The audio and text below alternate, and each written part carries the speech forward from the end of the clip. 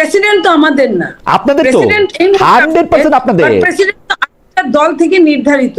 President সেই চলে যাওয়ার সময় প্রেসিডেন্টের যদি কোনো এইবার প্রেসিডেন্ট, আমি তো গাছ ছেড়ে দেখি আপা, আমি তো গাছ ছেড়ে দেখি তার ফলে। কারণ আমি যতই আপনাকে বলি, ওই এক গাছের ছাল আরেক গাছে কিন্তু জোড়া লাগে না ওইভাবে, তো সেইভাবে আমি কথা বলছি। এই প্রেসিডেন্ট যেভাবে শহীদ প্রেসিডেন্ট জিয়াউর রহমানের কথা বললেন, যেভাবে জাতীয়তাবাদের কথা বললেন, যেভাবে আওয়ামী লীগের সমালোচনা করলেন, এই প্রেসিডেন্ট আপনাদের প্রেসিডেন্ট। এখন সংসদীয় গণতন্ত্রে যদি প্রেসিডেন্টকে আপনাদের প্রেসিডেন্ট না বলেন, অনেক রকম জটিলতা। আপনি কিছুদিন পরে সংসদে যাচ্ছেন। আমি আমাদের প্রেসিডেন্ট যতই বলি না কেন, আমাদেরও সে তো প্রেসিডেন্ট, আরেকটা দল থেকে নিয়োগকৃত প্রেসিডেন্ট, আমাদের প্রেসিডেন্ট, বাট সে আরেকটা দল থেকে পরিবর্তন হয়ে গেছে আপা, তার তো পরিবর্তন এবং সে বেশি দিন থাকবে না। সে যদি তার অন্তিম মুহূর্তে যদি কিছু চায়, কিছু বলে, কাউকে নিতে চায়, সেটা হয়তো বা ওই হিসাবটা করা হয়েছে। প্রেসিডেন্টের ইংল্যান্ডে যাইতে লগে 22 জনরে পাঠাইছেন, 22 জনরে দিবেন প্রেসিডেন্টের সাথে যাইতে। কোথায়? প্রেসিডেন্টের সাথে 22 জনরে যাইতে দিবেন ইংল্যান্ডে। কে? এই তো আপনার সরকারের অনুমোদন ছাড়া তো প্রেসিডেন্ট যাইতে পারবে না বিদেশে। আর আপনি যে কথাটা বলছেন, আমি ওটার উত্তরটা দিতে যাই, এটা বলছি যে উনি ওনার বহর ছেটেছেন। উনি আপনার সচিবালয়ে উনি একা গেলে উনার তেল, এক গাড়ির মধ্যে তেলটা পুরে, একটা গাড়িতে 2-3টা গাড়িতে উনি 3টা গাড়ি নেন, ওনারটা সহ 4টা। আর সচিবরা যখন উনার কাছে আসে, প্রত্যেকটা সচিবের সঙ্গে 2-3টা গাড়ি আসে। সেইখানে খরচ বেশি, সময় বেশি, জ্যাম বেশি, সেটা ট্রাফিকের কথা চিন্তা করে, সবকিছু চিন্তা করে উনি নিজেই কিন্তু সচিবালয়ে প্রতিদিন যান। এই যে উনার কষ্টকে ধরে নিয়ে উনি যে আপনার জনগণের টাকা বাঁচানোর জন্য একটা রাস্তা করে যাচ্ছেন, এটা কিন্তু একটা সিম্বলিক। এটা উনাকে ফলো করে আরো অনেকেই করবে। আমার কাছে ভালো লাগে উনাকে, যে উনি অনেক মানে হাম্বল পোশাকে, আশাকে, আচরণে, কিন্তু কাজে না, কাজে বিপরীত দেখি। রিসেন্টলি আমরা দেখতে পাচ্ছি যে আসলে বিগত সময়ে আসলে আওয়ামী লীগ রেজিমটাকে যারা টিকিয়ে রেখেছিল নানাভাবে, আপনি বলতে পারেন যে হ্যাঁ, নানাভাবে যারা টিকিয়ে ছিল, সেখানে অনেক সাংবাদিক ছিল, ফারজানা রূপাদের মতো যারা সাংবাদিক ছিলেন, তারা আবার আমরা দেখতে পাচ্ছি জামিন পাচ্ছেন বা এরকম অনেকগুলো ঘটনা ঘটছে। আবার আমরা দেখতে পাচ্ছি যে বিভিন্ন সাংবাদিক মহলে বা ক্রিকেট যারা সাংবাদিক আছেন, তারা মাশরাফির বিভিন্ন আমি জাস্ট 2 সেকেন্ড একটু শেষ করি, বা সাকিব আল হাসানের এই প্রসঙ্গগুলোকে এনে আস্তে আস্তে নর্মালাইজ করছে, যেটা আসলে আমার মনে খুবই আনফরচুনেট। কারণ 17 বছর ধরে হাসিনাকে টিকিয়ে রাখার জন্য মাশরাফি, সাকিব থেকে শুরু করে ফারজানার উপর প্রত্যেকেই দায়ী, এবং তারা নানাভাবে তার এই বয়ানটা উৎপাদন করে গেছে, নানাভাবে সমর্থন দিয়ে গেছে। এবং যেই জুলাইতে শিশুরা মানে নির্বিচারে মারা যাচ্ছিল, সে সময় তাদের কোন রকম ভূমিকা কিন্তু বাংলাদেশের জনগণ দেখতে পায় না। যে বয়ান উৎপাদন এবং তাদের বিরুদ্ধে মামলার ন্যায্যতা নিয়ে আমরা আরো কথা বলতে পারবো, আরো কথা আমাদের বলতে হবে। মামলা, বয়ান উৎপাদন নিয়ে মামলা একরকম, আর সমর্থন এবং 2 বছর বিনা জামিনে জেল খাটা, 2 বছরে বিনা জামিনে জেল খাটা কোন দেশের ন্যায্যতা হতে পারে না। সাংবাদিক হোক, সে অন্য যা কিছু হোক, তার বিরুদ্ধে মামলা হইতে পারে, কিন্তু একটা মানুষের বিরুদ্ধে কিছু কাল্পনিক মামলা দিয়ে আপনি বলবেন যে তিনি একটা সরকারকে টিকায় রাখছিলেন, সেই জন্য আমরা তাকে কাল্পনিক মামলা দিতেছি, তার বিরুদ্ধে আমরা এটা প্রতিশোধ হয়, এটা পাল্টাপাল্টি হয়, এটা ন্যায্যতা হয় না। এবং এইটা কোনোদিন জুলাইয়ের স্পিরিটের সাথেও যায় না। আমরা জুলাইয়ের স্পিরিট বলতে আমি বুঝি ন্যায্যতা। 17 বছর ধরে আপনি যখন বলেন, সেটা আমরা দেখেছি। আপনি যখন বলেন যে এখন আপনি বলতে পারেন যে ফারজানার উপর হচ্ছে চানখারপুলে যেহেতু হত্যা করেনি, কিন্তু তিনি হত্যার চেয়ে বড় অপরাধ তিনি না, সেইটা হত্যার চেয়ে বড় অপরাধ হতে পারে না ভাই। এই কথাগুলি রেটরিক, এই কথাগুলি রেটরিক হতে পারে, এই কথাগুলি রেটরিক। আমি আপনাকে একটা কথা বলি জানো সাইদ মুস্তাফিজ, ফারজানা রূপা যে প্রতিষ্ঠানে কাজ করত, বা আমরা যে প্রতিষ্ঠানে কাজ করতাম, আমরা যতগুলি প্রতিষ্ঠানে কাজ করতে দেখছি, যতগুলি ব্যবসায়ীদের যত জায়গায় দেখছি, সেই ব্যবসায়ীরা তার চেয়েও অনেক বড় বড় কথা বলছে। আপনারা তার বিরুদ্ধে একটা অক্ষর বলেন নাই। আপনাদের লোক না বলেন নাই, বলেন নাই, আমি বলেন নাই, আমি বলতেছি যে বলেন নাই, এই রেজিম তো শুধুমাত্র বলেন নাই, এই রেজিম না, আমি আপনাদের 2 বছর ধরে দেখতেছি, বলেন নাই। সাইফ আবার বলি ওদের একজনকে গিয়ে প্রশংসা, ওদের একজনকে গিয়ে প্রশংসা করে আইসে 21 পদক দিবেন আপনার ইউনূস সরকার, প্রশংসা করে তাকে ভালো বলে আইসে 21 পদক পাইছে। না, আমরা ইউনূস সরকার কখনোই ছিলাম না। আমি বলি যে রাষ্ট্র এটা আপনি বলতে পারেন, এটা ইউনূস সাহেবই বলছে যে আপনারা ওনার নিয়োগকর্তা, তো উনি সেটা ডেফিনেটলি, এটা আমিও তো এগ্রি করতেছি। আপনারা ওনার নিয়োগকর্তা মিন্স বাংলাদেশের সাধারণ জনতা, নাহিদ ইসলাম থেকে শুরু করে একদম বলছে মেটিকুলাস ডিজাইন, এটা ছাত্র জনতা বলছে, একদম মেটিকুলাস ডিজাইন একটা আলাদা একটা প্রোগ্রামে তিনি বলেছেন। আর আপনি যে ছাত্র জনতার কথাটা বলছেন, সেটার পুরো বাংলাদেশের মানুষকে বুঝিয়েছেন যে ছাত্ররা বাংলাদেশের আমার মানুষকে জুলাই নিয়োগকর্তা সাইফ, ছাত্ররা আমার নিয়োগকর্তা। ডেফিনেটলি ছাত্ররা বাংলাদেশের যে মানুষ যে জুলাই গণঅভ্যুত্থানে ভূমিকা রেখেছিল সেটা রিপ্রেজেন্ট করছে এই ছাত্র জনতা, তাদেরকেই তিনি বলেছেন। আমার মনে হয় যে এটা আপনার হয়তো একটু বোঝার একটু অসামঞ্জস্য থাকতে পারে। আর যেটা আপনি বললেন যে মেটিকুলাসলি ডিজাইনের, ওইটা আপনি বলতে পারেন যে হ্যাঁ আপনি আলাদা করে উনি মাহফুজ আলমকে এটা বলেছেন কিনা, বা এটা নিয়ে একটা কথা থাকতে পারে, কিন্তু যেটা ছাত্রদের নিয়োগকর্তা বলেছেন এটা আমার মনে হয় যে বাংলাদেশকে তিনি বুঝিয়েছেন। আর এটা আমি এখনো বলবো যে বাংলাদেশের যে যতগুলো অর্গান ছিল, ব্যবসা থেকে শুরু করে সাংবাদিক থেকে শুরু করে, একটা বড় অংশ শেখ হাসিনাকে এই স্বৈরতান্ত্রিক ব্যবস্থাপনা টিকে রাখতে সাহায্য করেছে। তাদের দোষারোপের জায়গা এটা অবশ্যই বলতে হবে, সামনে আনতে হবে, এবং তাদের জায়গাটা আসলে সবার নিশ্চিত করতে হবে। সেই ব্যাপারে কারোই কোনো সন্দেহ নাই, তাদের দোষারোপের জায়গায় সামনে আনতে হবে। এবং আমি পাশাপাশি সেটাও আশা করব যে যত রকম অন্যায় মামলা হয়েছে সেই মামলাগুলি একটাও আর টিকে থাকবে না। মোহাম্মদ ইউনূস বলেছেন যে টিকা আনা যদি বন্ধ করে থাকেন, সেই টিকা আনা কি এই সরকার চালু করছেন? আমি তো এই সরকারে দেখতেছি হচ্ছে যে এর আগের সরকার, ইউনূস সরকারের দোষ না হাসিনা সরকারের দোষ, সেইটাই তো বারবার পিন পয়েন্ট। এই সরকার জি বলেন। টিকা শোনেন, আপনি জানেন রাষ্ট্রীয় কিছু ব্যাপার থাকে, অনেকদিন টাইম লাগে একটা, সেটা তোয়াক্কা না করে এই সরকার আপনার কি করেছে, এই সরকার আপনার ইউনিসেফের কাছ থেকে সরাসরি টিকা নিয়েছে, কিছুটা টাকা দিয়েছে, করোনার কিছু টাকা ছিল এবং কিছু বাকিতে, যেটা আপনার প্রসেসিং করতে যে দেরিটা হবে সেই দেরিতে আস্তে আস্তে তারা টাকাটা দিবে। তাহলে এটা কি বিএনপি সরকার আপনার রিস্ক থাকতো, তাহলে তো আরো সমস্যা হতো, তাই কি হতো না বলে? তো মনিয়াপা, আমার মনে হয় যে মনিয়াপা এইটা একটা বলছেন যে বিএনপি সরকার এটার মধ্যে উদ্যোগ নিয়েছেন, কিন্তু আমি আসলে সেই উদ্যোগটা সম্পর্কে খুব বেশি জানি না। আমি দেখলাম যে দোষারোপটাই চালাইতেছে এবং ম্যানেজমেন্টে ফেল করতেছে হচ্ছে বিএনপি সরকার।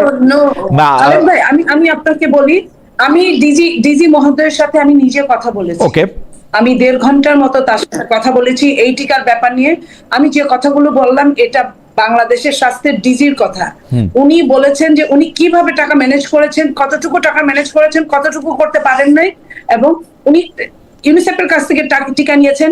আমি তাকে এটাও বলেছি যে ইউনিসেফের কাছে এতগুলো টিকা ছিল কিভাবে, বলে যে ইউনিসেফরা সারা বিশ্বে টিকা সরবরাহ করে, তারা জানে। আমি শুধু একটা বিষয় এনসিপির কাছ থেকে জানতে চাই যে টিকা প্রদান যে কার্যক্রম, সেই কার্যক্রমে ডক্টর মোহাম্মদ ইউনূস সরকার কোনো ধরনের পরিবর্তন এনেছিলেন কিনা এবং সেই পরিবর্তনটা যুক্তিযুক্ত কিনা। পাশাপাশি এইটাও জানতে চাই যে এনসিপি বা জামায়াতে ইসলামী ডক্টর মোহাম্মদ ইউনূস সরকারকে এত ডিফেন্ড করে কেন, আপনি যদি আমাকে একটু বলতেন। প্রথম কথা হলো যে টিকাটা কিন্তু ম্যানেজমেন্ট 9 মাস 15 মাস এটা কোনো ব্যাপার না। দ্বিতীয় কথা হচ্ছে টিকা কেনাতে পরিবর্তন আনা হয়েছিল কিনা, যেটা আমি বলে নিলাম যে, এবং আমি বা আমার দল ইউনূস গভর্নমেন্টকে আসলে ডিফেন্ড করছে না, বরঞ্চ আমাদের আহ্বায়ক সাহেব বলেছে এই বিষয়ে যারা যারা জড়িত তাদেরকে যথাযথ আইনের আওতায় এনে, যদি টিকার বিষয়ে কোনো ঘাটতি থাকে বা পলিসিগত জায়গায় এরকম কোনো কিছু জায়গা বা বর্তমানে যারা সরকার আছে তারা যদি বের করতে পারে, তাদেরকে অবশ্যই আইনের আওতায় আনার কথা। আমি যেটা বারবার বলতে চাচ্ছি, আমরা যে বারবার দোষারোপটা করছি, দেখেন আমার সমালোচক স্টার্টিংটাই করলো যে মানে দোষাদোষী টিকার নিয়ে, কিন্তু এখানে কিন্তু একটা বড় মানে সমস্যা যেটা আমি মনে করি যে আমাদের এখনকার ক্রাইসিস ম্যানেজমেন্টটা জরুরি।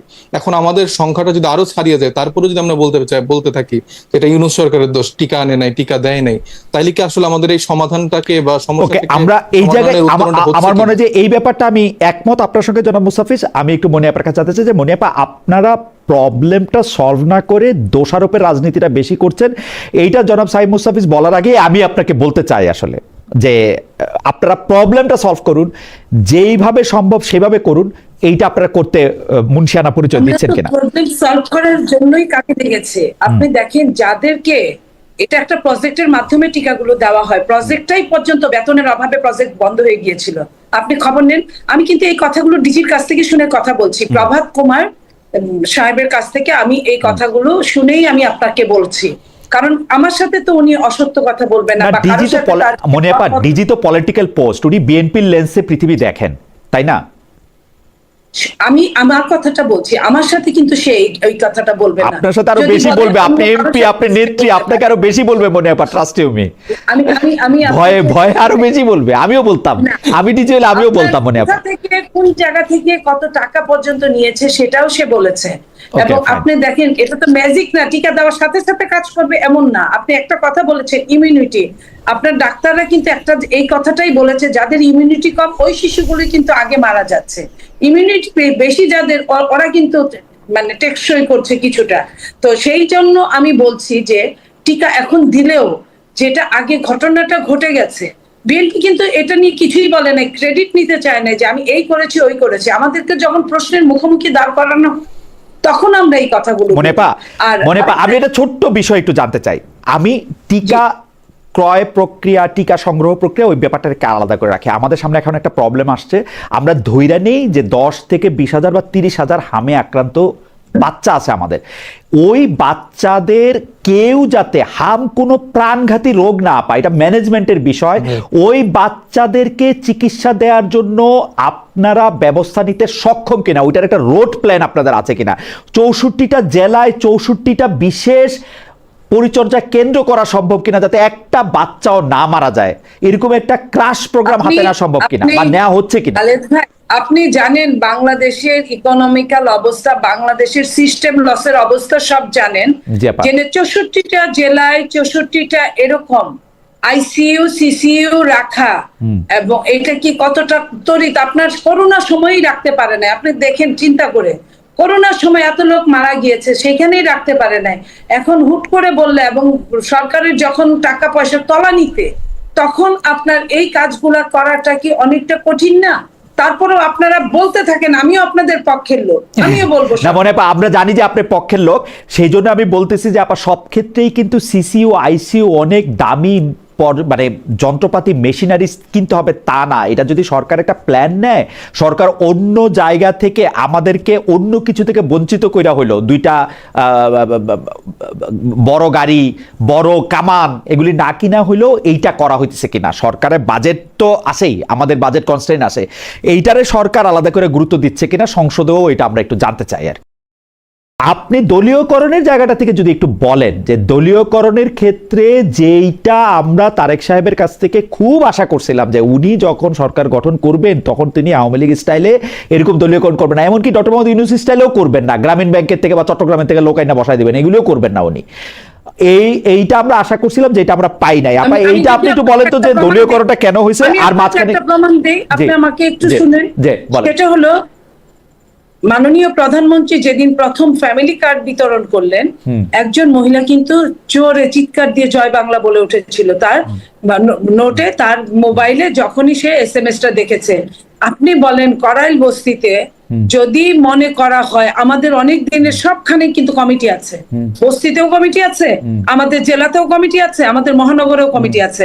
তো বস্তির কমিটি ধরে যদি আমরা দিতাম, তাহলে কিন্তু কেউ জয় বাংলা বলে চিৎকার করতো না। জয় বাংলা দিবেন তো, জয় বাংলা আপনাদের ভোট দিয়েছে তো, দিবেন তো। দলমত নির্বিশেষে আমরা কাজ করার চেষ্টা করেছি, আমি এই কথাটাই বলতে চাই। ওকে, দলমত নির্বিশেষে না, এটা দলমত নির্বিশেষে হয় নাই আপা। আপনি ডাইনে বামে পূর্ব পশ্চিমে তাকান, পূর্ব পশ্চিমে তাকান আপা, দলমত নির্বিশেষে হয় নাই আপা। Please let me finish. কৃষকের ঋণ যখন মওকুফ করলো, তখন কি জনাব তারেক রহমান সাহেব বলেছেন যে এরা আওয়ামী লীগের কৃষক, এদের ঋণ মওকুফ করা হবে না? জনাব মুস্তাফিজ স্পেসিফিক শিক্ষাঙ্গনে ভিসি নিয়োগের কথা বলেছেন। আপনি সেই ভিসিগুলির কথা আপনি জানেন তারা কি করেছেন। আমরা ওই দিন দেখলাম পোশাক পরে একজন পুলিশের বড় কর্মকর্তা, উনি কত জাতীয়তাবাদী ছিলেন সেটা বলতেছেন। আপনি যে দলীয়করণ এখন দেখতে পাচ্ছেন না, সেটা নিয়ে আপনার সঙ্গে আমার আলাদা একদিন হয়তো কথা বলতে হবে, আপনার কাছে শিখতে হবে। মানুষ থাকেন নিজেকে তারা জাহির করতে পছন্দ করে। এখন বক্তৃতায় যখন একজন জাহির করছিল বেশি ফ্যাসিলিটিস পাওয়ার জন্য, সেইখানে তো আমাদের কোনো কথা নাই। এটার পার্সেন্টেজটা কত খালেদ ভাই আপনাকে বুঝতে হবে। পার্সেন্টেজ যদি 1% 2% থাকে তাহলে কিন্তু এটা বিচ্ছিন্ন ঘটনা। পার্সেন্টেজ যদি আপনার 51% থাকে তাহলে আমি ধরে নিতে পারি যে না, বিএনপি যেটা বলেছে। আচ্ছা, পার্সেন্টেজটা আপনার কাছ থেকে শুনবো। আপনার আসলে যে যাই বলুক, মধ্যপ্রাচ্যের সংকটটা আরো একটু দীর্ঘায়িত হবে বলেই মনে হচ্ছে, এবং প্রেসিডেন্ট ডোনাল্ড ট্রাম্প এখন এই মুহূর্তে চীনে আছেন। চীনের সাথে তার সম্পর্কটা কোন দিকে যাবে? কয়েকদিন আগে আমরা ইরানি যে স্পিকার আছেন তাকেও আমরা চীনে আসতে দেখেছি, এবং পররাষ্ট্রমন্ত্রীকে। তো এই ব্যাপারে এই আন্তর্জাতিক ভূরাজনৈতিক ব্যাপারটাতে এনসিপি কি ভূমিকা রাখতে চায়? মানে কেন আমি এই প্রশ্নটা করতে চাচ্ছি, যে আমরা বিএনপি এবং জামায়াতের ভূমিকা অলমোস্ট এক দেখছি। যে ইরান যুদ্ধে তারা আমেরিকার নাম নিবে না, ইরান আক্রমণের ক্ষেত্রে তারা একটা কোনো মতে একটা বলবে যে এটা এরকম হওয়া ঠিক হয় নাই। এনসিপির জায়গাটা আমরা একটু বুঝতে চাইতেছি। এনসিপির অবস্থান ভাই ক্লিয়ার, আমরা নাম নিয়েই কথা বলি, এই জন্য আসলে অনেকের কাছে অনেক সময় আমরা অপ্রিয় পাত্র হই। তারা যুক্তি হিসেবে দেখায় যে এই জায়গাগুলোতে সব জামাত এনসিপি বসেছিল এবং তাদের আসলে রাষ্ট্র কথা কিছু ঠিকও আসলে কথা আসলে কিছু ঠিক। জনাব আসিফ মোহাম্মদ সজীব বিসিবির যে কমিটি করেছিলেন সেই কমিটিও আসলে মানে কিভাবে করেছিলেন আমি আর এই বিস্তারিত যাইতে চাই না। একটা হোটেলে বসে জি ধরে নিচ্ছে যে তাদের কথা ঠিক, কিন্তু আমার কথা যে তারা কেন ইলেকশন দিচ্ছে না বা কেন তারা হচ্ছে যে কিছু নিরপেক্ষ লোকজন কি নেই, সবই কি আসলে দলের অন্তর্ভুক্ত লোকই থাকে? আচ্ছা, দুটো মন্তব্য আসছে দর্শকের কাছ থেকে। একটা হচ্ছে আপনাকে উদ্দেশ্য করে, একটা আমাকে উদ্দেশ্য করে যে মন্তব্য করেছেন সেটা হচ্ছে রেজাউল হক মল্লিক আসলে জাতীয়তাবাদের কথা বলেছেন, তিনি বিএনপির জাতীয়তাবাদের কথা বলেন নাই। জাতীয়তাবাদ একটা পুলিশের থাকতেই পারে, সেই জাতীয়তাবাদী চেতনার অংশ ছিলেন বলে তাকে অত্যাচার করা হয়েছে, সেটা একজন বলেছেন। আরেকজন বলেছেন যে ভিসি নিয়োগ আর শিক্ষক নিয়োগ কি এক? দুটি বিষয়ে যদি আপনি একটা মন্তব্য করতেন, আমার কাছে মনে হয় যে কেউ যদি বুঝে থাকেন তিনি বিএনপির জাতীয়তাবাদ না বাংলাদেশের জাতীয়তাবাদ সম্পর্কে বলেছেন জনাব রেজাউল হক মল্লিক, তাহলে আই শুড কারেক্ট মাইসেলফ। কিন্তু আমার কাছে মনে হয়েছে যে উনি বিএনপির জাতীয়তাবাদ বলেই জনাব তারেক রহমানের দৃষ্টি আকর্ষণ করতে চাইছেন। সাইফ কি বলেন সেটা আমরা একটু শুনি। না, সেখানে আমিও মনে করি তার যে দীর্ঘ বক্তব্য, সেখানে তিনি প্রেসিডেন্ট জিয়াউর রহমান থেকে শুরু করে বেগম খালেদা থেকে শুরু করে জাতীয়তাবাদী লোক আর না পাইলে কি করবে উনি বলেন? জাতীয়তাবাদী লোক আর না পাইলে কি করবে? না, সেই জাতীয়তাবাদী আইডিওলজির বাইরেও এই দলীয় জায়গাটাও তিনি কিন্তু উল্লেখ করেছেন। আমি যদি ভুল না হয়ে থাকে, আপনি শুনেছেন, আপনি কমেন্ট করতে পারেন।